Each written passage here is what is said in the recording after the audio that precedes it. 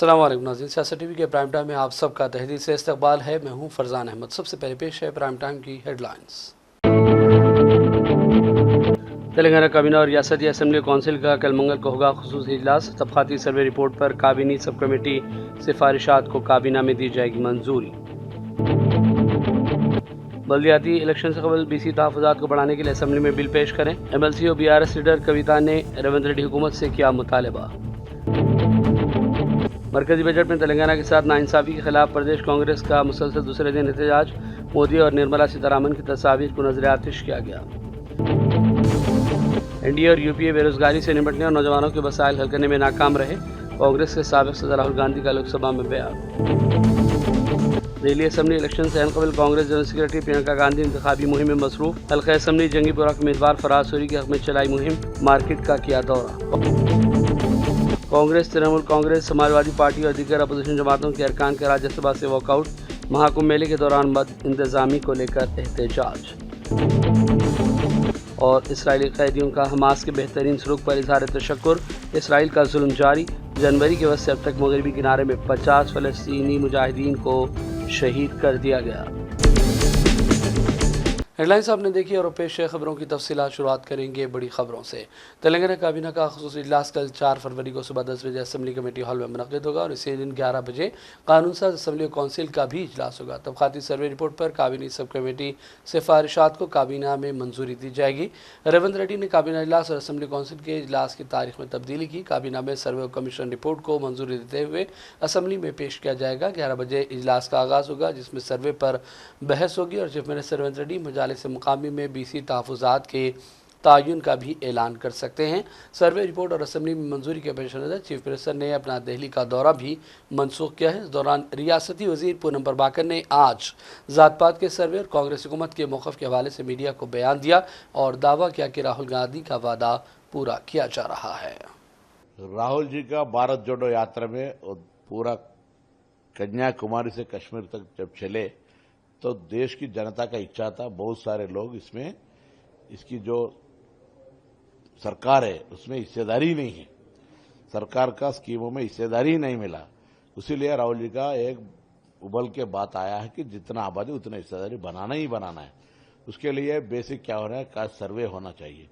क्या सर्वे के लिए हमने इलेक्शन में प्रॉमिस किया है, देश में किया, प्रदेश में किया। देश में सरकार नहीं आया, प्रदेश में सरकार आया तो हमने 4 तारीख फरवरी 2024 में कैबिनेट में फैसला किया, 16 तारीख फरवरी 2024 में असेंबली में लगाया। इसके बाद तुरंत 1 साल में ज्यादा से ज्यादा 1 लाख लोगों के साथ सरकारी नौकरों की इस्तेमाल करके घर घर जाके हमने इसका समाचार लिया है। ये समाचार कल प्लानिंग डिपार्टमेंट के जरिए सरकार की तरफ से कैबिनेट सब कमेटी को हैंड ओवर किया है। उसको हम फिर कंपेल करके सुबह कैबिनेट के सामने लगाएंगे। कैबिनेट के बाद फिर असेंबली है, हम ये जनता के सामने रखेंगे और इसके आने वाला दिन में जो जितना आबादी उतना हिस्सेदारी का राहुल गांधी का सोच है उसके मुताबिक हम पूरा स्कीम बनाएंगे, कार्रवाई करेंगे, आगे लेके जाएंगे। सर, जो BCs को रिजर्वेशन बढ़ाने की बात क्या आपने कही थे और क्या कैसे इसको आप लागू करने वाले हैं? कल भी हमारा चीफ मिनिस्टर साहब ने बोला किसी हालत में 42% हमने कॉमोडिटी डिक्लेरेशन में बोला है उसको लागू करेंगे। अगर कोई विपक्ष का पसंद नहीं है तो बोलो साफ साफ, हम कांग्रेस से करके दिखाएंगे। अगर कानून आया तो कानून जब 50% का कैप के ऊपर नहीं जाना है तो 50 के ऊपर पॉलिटिकल इच्छा से प्रधानमंत्री जब 10% EBC लगा सकता है तो क्या ये ऐसी उसमें भी नामुमकिन नहीं है ना। उसके लिए हम जितना भी केंद्र सरकार है, जितना लीगल इश्यूज है उसको सबको एड्रेस करते हुए जो प्रोसेस किया है वो आगे ले जाने के लिए हमारा सरकार लगे रहेंगे। और हम ये बहुत खुशी की बात है क्योंकि आई एम वेरी हैप्पी।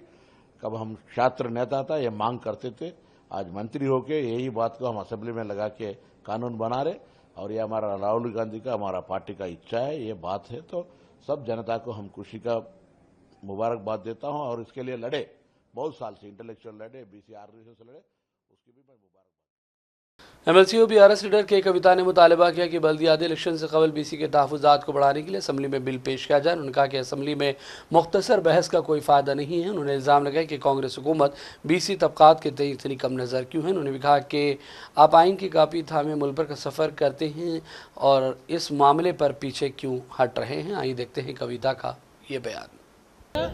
లోపభూయిష్టంగా పడ్డదా అన్నది మాత్రం ఖచ్చితంగా మనం ఆలోచన చేసుకోవాల్సినటువంటి అవసరం ఉన్నది. ఆత్మ విమర్శ చేసుకోవాల్సినటువంటి అవసరం ఉన్నది. భారతదేశ స్వతంత్ర చరిత్రలో ఎన్నడూ కూడా బీసీల కులగన్న దేశవ్యాప్తంగా జరగలేదు. కేవలం బ్రిటిష్ వాళ్ళు ఉన్నప్పుడే జరిగింది. ఆ తర్వాత తెలంగాణ ప్రత్యేక రాష్ట్రంగా ఏర్పడ్డ తర్వాత గౌరవ ముఖ్యమంత్రి అప్పటి ముఖ్యమంత్రి కేసీఆర్ గారి ఆధ్వర్యంలో తక్షణమే మనం సకల జనుల సర్వే ఒకటి చేసుకున్నాం. సమగ్ర కుటుంబ సర్వే చేసుకున్నాం. తద్వారా మనకు వచ్చినటువంటి డేటాను తీసుకొని అనేక కార్యక్రమాలు చేసుకోవడం జరిగింది. సో ఆనాడే ఒక మంచి ముందడుగు పడింది. అందులో డేటాను వాడుకొని మనం వివిధ కులాలకు అనేక రకాలైనటువంటి మంచి కార్యక్రమాలు చేశాం. ఇవాళ ఎప్పుడైతే రేవంత్ రెడ్డి గారి ప్రభుత్వం వచ్చిందో ఆనాటి నుండి ఈనాటి వరకు కూడా జాగృతి ఆధ్వర్యంలో వివిధ సంఘాల ఆధ్వర్యంలో పూలే గారి విగ్రహాన్ని అసెంబ్లీలో పెట్టాలనేటటువంటి నినాదం తీసుకొని గత సంవత్సరం జనవరిలో మేము ఏదైతే కార్యక్రమం మొదలుపెట్టినామో దాన్ని రాజకీయంగా బీసీలకు రిజర్వేషన్లు సాధించుకోవాలనేటటువంటి పెద్ద విస్తృతమైనటువంటి లక్ష్యాన్ని తోడు చేసుకొని ఈ సంవత్సర కాలంగా రకరకాలుగా ఉద్యమాలు చేసినాం. అది మీ అందరు కూడా తెలిసినటువంటి విషయం. మరి ఆ ఉద్యమాలకు తల ఒగ్గి కాంగ్రెస్ పార్టీ ప్రభుత్వం డెడికేటెడ్ బీసీ కమిషన్ వేయాల్సినటువంటి పరిస్థితి ఏర్పడ్డది.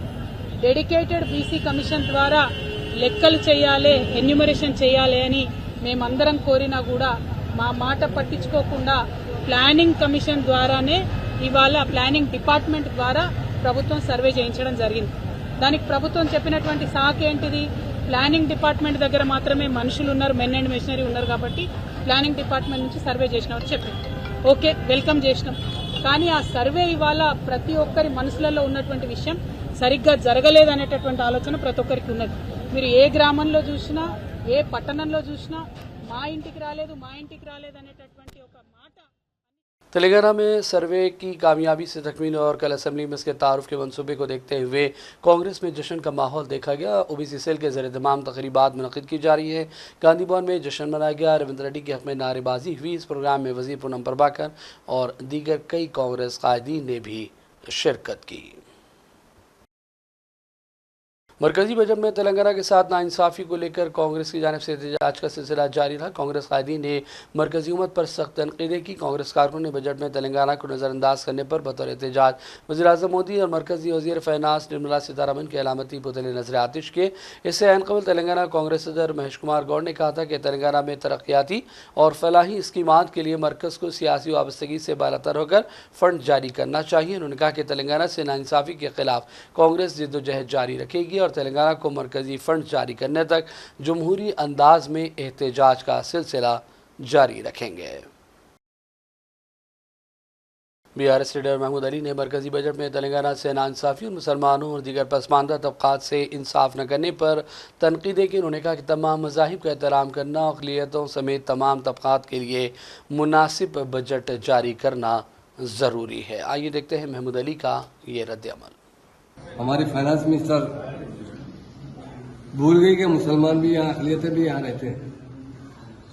हिंदुस्तान एक बहुत बड़ी आबादी वाला मुल्क है जहाँ पर 140 करोड़ लोग रहते हैं यहाँ पर, जिसमें तकरीबन 25 से 30 करोड़ जो है अक़लियतें रहते हैं। उनके लिए जो बजट में सिर्फ 3000 करोड़ रुपए का रखा गया, ये बड़ी शर्म की बात है। इतना बड़ा बजट पास किया गया और बिल्कुल मुकम्मल तरीके से सेंट्रल बजट के अंदर अक़लियतों को नज़रअंदाज किया गया। हम उसकी सख्त मजम्मत भी करते हैं और हम पूछना भी चाहते हैं वज़ीर फाइनेंस से, आपको नज़र नहीं आया अक़लियतें?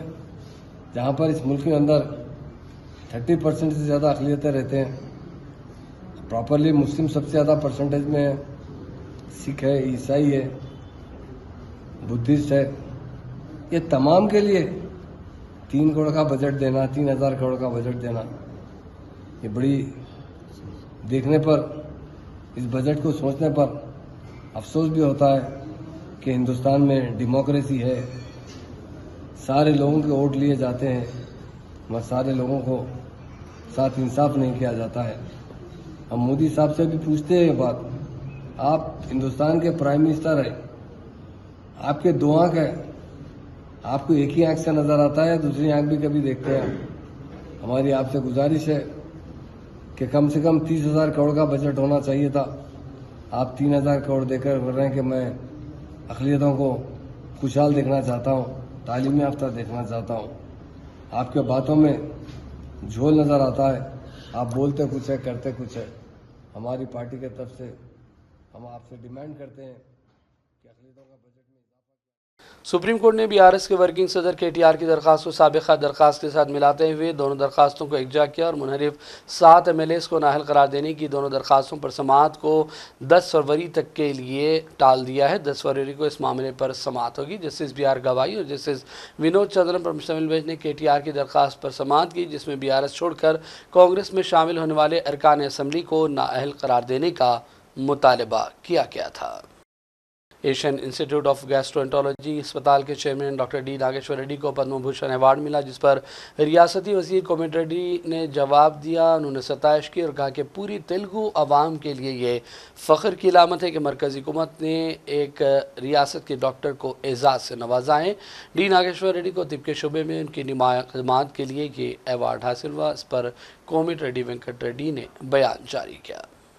విశిష్ట సేవలు అందిస్తూ లక్షలాది మందికి దేశ విదేశాలలో మన తెలుగు గడగా పుట్టిన డాక్టర్ నాగేశ్వర రెడ్డి గారికి పద్మ విభూషణ్ వచ్చిన సందర్భంగా ఈరోజు వారిని ఏఐజీకి వచ్చి రాష్ట్ర మంత్రిగా వారిని సన్మానించడం జరిగింది.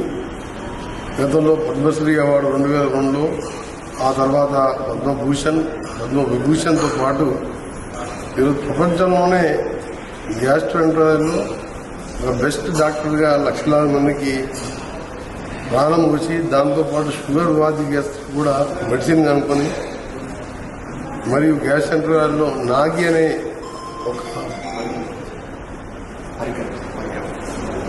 పరికరాన్ని కనుక్కొని ఇలా హైదరాబాద్లో ఇప్పుడు మనం ఉన్న ఈ 2000 బెడ్ ఇది ఇంకా ఎక్స్పాండ్ చేయాలి. 2200 బెడ్ పైన హాస్పిటల్ స్థాపించి వేరే కార్పొరేట్ హాస్పిటల్ చూస్తే తక్కువ ఖర్చుతో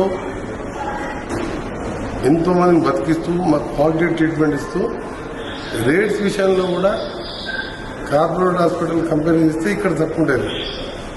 నాగేశ్వర రెడ్డి గారికి మరొకసారి వారికి శుభాకాంక్షలు తెలియజేసుకుంటూ దీనికి ఎంపిక చేసిన కేంద్ర ప్రభుత్వానికి, అలాగే తెలుగు వాళ్ళుగా మనందరం కూడా గర్వపడే డాక్టర్గా ముందు ముందు భారతరత్న లాంటి అవార్డులు కానివ్వండి, నోబెల్ పురస్కారాలు కూడా అర్హులు వారు.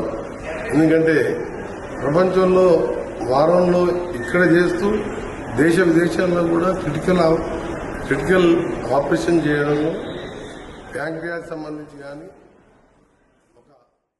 सोशल मीडिया के सही इस्तेमाल को लेकर इन दोनों हर कोई परेशान है। बच्चों में इसका इस्तेमाल हद से ज़्यादा बढ़ गया है। दुरुस्त और गलत की तमीज़ के बगैर बहुत कुछ मवाद सोशल मीडिया पर शेयर किया जाता रहा है। इसलिए सोशल मीडिया के सही और ज़रूरी हद तक इस्तेमाल के हवाले से ख़ास तौर पर सरपरस्तों को तवज्जो देना ज़रूरी है। इस हवाले से हमारे नुमाइंदे फ़हीम अंसारी ने समाज के मुख्तलिफ़ शख्सियात से बातचीत की और उनके तासुरात को जानने की कोशिश की। आइए देखते हैं चंद मुंतखब अफराद का ये बयान। मोबाइल में इतना बच्चा रो रहा, मोबाइल दे दे रहे हाथ में, कुछ भी हो रहा मोबाइल दे दे रहे। छोटे छोटे 13 साल 14 साल के बच्चों को मोबाइल है, उन्हें सेल्फी लेना चाह रहे, सेल्फी लेके किसी बच्चे का एक्सीडेंट हो रहा, इंतकाल हो रहा, ऐसे ऐसे मामला नजर आ रहे। मगर ये जहाँ तक सही है, मेरे लिहाज से तो गलत है। इस पर सोशल मीडिया के हिसाब से फोन अच्छे के लिए अच्छा यूज करो भाई, गलत चीजों के लिए सेल्फी लेके सेल्फी डाल रहे। एक जना सेल्फी ले रहा, फेमस हो रहा, दूसरा जना आ रहा, दूसरा बच्चा आ रहा हो, बच्चे को एक्सीडेंट हो रहा, इंतकाल हो जा रहा, कुछ भी ऐसा हो रहा। बच्चों को मामूली बात नहीं है बच्चे छोटे से बड़े करना। एक 13 साल 14 साल 15 साल 16 17 साल तक के बच्चों को संभालना बोले तो एक छोटा बच्चा आज पैदा होके अब 16 17 साल का बच्चे का इंतकाल हो गया, एक्सीडेंट हो गया, तो माँ बाप के क्या गुजर रहे होंगे आप सोचो। सोशल मीडिया अच्छी चीज है, मगर आप उसका अच्छा इस्तेमाल करो, उसको बुरे तरीके से मत इस्तेमाल करो। बुरे तरीके से इस्तेमाल करने की वजह से माँ बाप को तकलीफ हो रही, इसमें सोशल मीडिया अच्छी चीज है तो इसका अच्छा ही इस्तेमाल करो ना भाई, कहीं कुछ के बुरे चीजों में जाना अपन। नौजवानों के क्या रुझान है? जी नौजवानों को देखो, मामा फोन हाथ में आ गया, कट्टों पे चबूतरों पे बैठ रहे रात भर, पूरा गुप्पा बना के देख रहे जी भाई। हर जगह देखो, चौरस्तों पे देखो, चबूतरों पे देखो, कहाँ भी गाड़ी रुका रहे, ठहर जा रहे, फोनों में घुस गए, सो बेचारे फजर के बाद आके घर को सो रहे, सोने वाले नहीं सोने वाले हो माँ बाप बेचारे वालिदैन थक थका के बेचारे काम करके आके घर में सो गए तो गाड़ी ले लेके जा रहे, गाड़ी ले लेके जाके क्या माईपाना कर रहे, कहीं कुछ ही भाई अपने कुत्ता माईपाना। हाँ अपन सीधे साधे लोग हैं, खा पी के शाम को सो जाने वाले, खाना खाओ पानी पियो सो जाओ दुआ पड़ के। हाँ वो छोड़ दे के ले फोनों में घुस जा रहे जी भाई, चबूतरों पे बैठ जा रहे, ये गुटके खा के थूक रहे, इससे ही इससे फोनों पे बात, इससे कि जो है ना माँ बाप बच्चों पे जो है ना तवज्जो दें, सबसे पहले गहरी नज़र रखें। और जो है ना दूसरी बात यह है कि बच्चे भी जो है ना माँ बाप को ताउन करके अच्छी तालीम, अच्छे अखलाक और अच्छी तरबियत पे रहने की कोशिश करें बच्चे भी। तो कुछ ऐसे हादसा देखे हैं जिनको आप माँ बाप को तवज्जो दिलाने की तरफ बात करते हैं? बस यही बात है कि जो है ना बच्चों को रातों रात जो है ना कहीं चलने फिरने की गुंजाइश नहीं देना, पहली बात। और बच्चे जो है ना माँ बाप के बगैर इजाज़त के घर के बाहर निकलना बड़ी गुने की बात है। और उसके ऊपर से मजीद बच्चे शौकीले होके एक गाड़ी पे जा रहे तो दूसरा चढ़ जा रहा, तीसरा चढ़ जा रहा, अब उसके ऊपर से चौथा चढ़ जा रहा। अब उसमें जो है ना हादसा होने के इम्कानात है। यानी तो कल वो बच्चे हैं तो आज हमारे बच्चे भी तालीम पे जो ना जोर दिए तो बच्चे जो है ना इंशाल्लाह कुछ अपना मुस्तकबिल के बारे में सोच लेते। तो इसके ऊपर जो है ना सोशल मीडिया पे भी बातें चल रही है कि जो है ना बच्चे के बारे में ये क्या कहना, फिर बच्चों के बारे में जो है ना वो कैसी तालीम देना। तो इसके बारे में जो है ना सबसे पहले माँ बाप तवज्जो हो जाए कि मेरा बच्चा हमारी बगैर इजाज़त के बाहर ना जाए। फिर दूसरा ये होना है कि रात में जो है ना माँ बाप पहली कड़ी नजर रखना है कि मेरा बच्चा कहाँ जा रहा, कहीं क्यों जा रहा, तालीमी सिलसिले से जा रहा है या नहीं गाड़ियाँ चलाने की वजह से जा रहा। और गाड़ियाँ तो ऐसा बेहिसाब चल रहे हैं कि जो है ना हालात में देखने में आया कि जो है ना ट्रिपल रीडिंग जो है ना बच्चे जा रहे, शबे मेराज की रात है, अब उसमें जो है ना हादसा हो गया, किसी की गोद उजड़ गई तो किसी की खबर बन गई। तो ये हादे इस बात पे जो है ना तवज्जो रखना है माँ बाप भी और बच्चे भी इस बात को गौर करना है कि हमारा शियार क्या है, हमारी तालीम क्या है, हम किस कौम से तवज्जो देते हैं, वो सब जहन में रखते हुए अपने अखलाक को बाकिरदार बनाना है। बस हमारी यही फिक्र दिलाना है। और दूसरी बात यह है कि जो है ना घूमने के लिए यहाँ जा रहा हूँ, वहाँ जा रहा हूँ, फला डैम को जा रहा हूँ, फला जो है ना तालाब को जा रहा हूँ। अब वो फ्यूचर को अपने हाथों से अपने ही उसको बर्बाद करने का अभी ऐसा दिख रहा है। अभी पेरेंट्स का भी the responsibility of the every citizen is to take care of their family, and some of the parents, they are bothered about their children and they are doing something, but most of the parents they are just leaving the children whatever their life is there, you live according to your wish. So in that way you can see the accidents and the drug addiction and so many other suicides. The youth, they are suiciding because in the frustration what they are doing they do not know, and what happens the society affects a lot, and first of all the family will affect, the parents, for mother and father. ये 9 साल उसको पेट में लगा के बाहर लाने के बाद उसका क्या, वो क्या करेगा, क्या कर रहा है, कैसा जिएगा वो अगर आंखों के सामने अपना बच्चा बर्बाद हो रहा तो क्या कर सकते इंसान, कोई नहीं, कुछ नहीं कर सकता, कोई डॉक्टर नहीं कर सकता, कोई इंसान का काम ही नहीं है, ऊपर वाला ही देखना होगा। इसलिए it is responsibility of the parents also to take care of their children and teach about their values and the moral values, ethical values, how to respect the elders, how to live among the children and brotherlyhood, and share the love among the people. So these are affected in the society because of various social media, and they are not concentrating on these things which I spoke just now. मदरसे इस्लामिया रियाजुल उलूम फलकनुमा हैदराबाद में 29वां जश्न दस्तारबंदी मनाया गया। इस मौके पर मौलाना मोहम्मद हुसामुद्दीन सानी आकिल, जाफर पाशा, जानशीन मौलाना हमीदुद्दीन हुसामी आकिल और अमीर अमारत मिल्लत इस्लामिया तेलंगाना और आंध्र प्रदेश ने सदारती खिताब किया। उन्होंने कहा कि हुफ़ाज़ कराम कुरान को सीनों में महफूज करने के बाद दिलों से दुनिया की बुराइयाँ निकाल दें।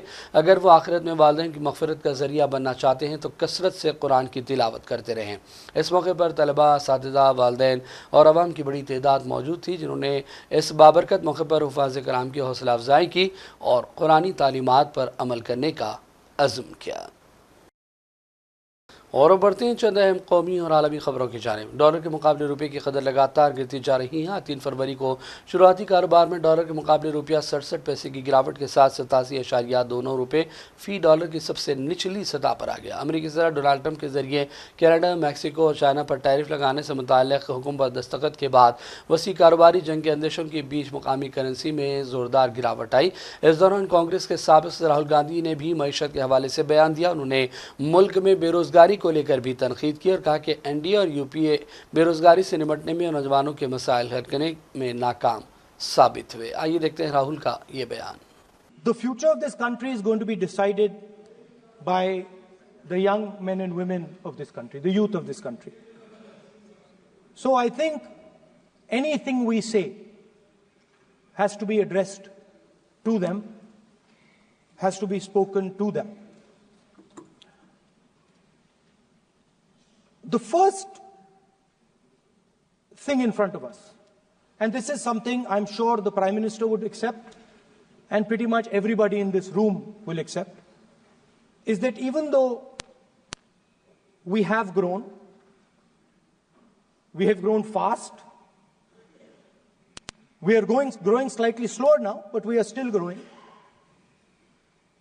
A universal problem that we have faced is that we have not been able to tackle the problem of unemployment. No, neither the UPA government nor today's NDA government has given a clear-cut answer to the youth of India about employment. I don't think Delhi assembly election से कबल Congress general secretary Priyanka Gandhi इंतखाबी मुहिम में मसरूफ़ हैं। आज उन्होंने हल्का assembly Jangipura का दौरा किया, अवाम से मुलाकातें की, ताजरीन से बातचीत की, उनके मसाइल दरियाफ्त किए। इस मौके पर कांग्रेस उम्मीदवार फरहाद सूरी भी प्रियंका के साथ मौजूद थे। अवाम ने कांग्रेस की तायद का यकीन दिलाया। प्रियंका गांधी ने जंगीपुरा में सब्ज़ी फरोशों, फल फरोशों, दुकानदारों और घरेलू ख़वातीन से भी आज मुलाकात की। दिल्ली की तरक्की में ताउन की अपील की। उन्होंने कहा कि वो इसी लीडर को वोट दें जो काम करते हैं और भरोसे के लायक है। उन्हें वोट देने से परहेज करें जो झूठी तशहीर पर पैसा खर्च करते हैं। आइए देखते हैं प्रियंका गांधी के दौरे की चंद झलकियां। मैम होना चाहिए, नहीं होगा। आप नेता से उम्मीद क्या करते हैं? मैम नेता तो यही चाहते हैं कि उम्मीद कि हमारे भविष्य में हमारे लिए कुछ अच्छा करें, और हम तो यही ताल्लुक रखते हैं कि आप लोगों को सत्ता में आने का मौका मिले। आप खुश हैं इनसे? जी मैम बिल्कुल, आप भी खुश हैं मैम, हम तो आपका भी आशीर्वाद चाहते हैं, आप भी खुश हैं।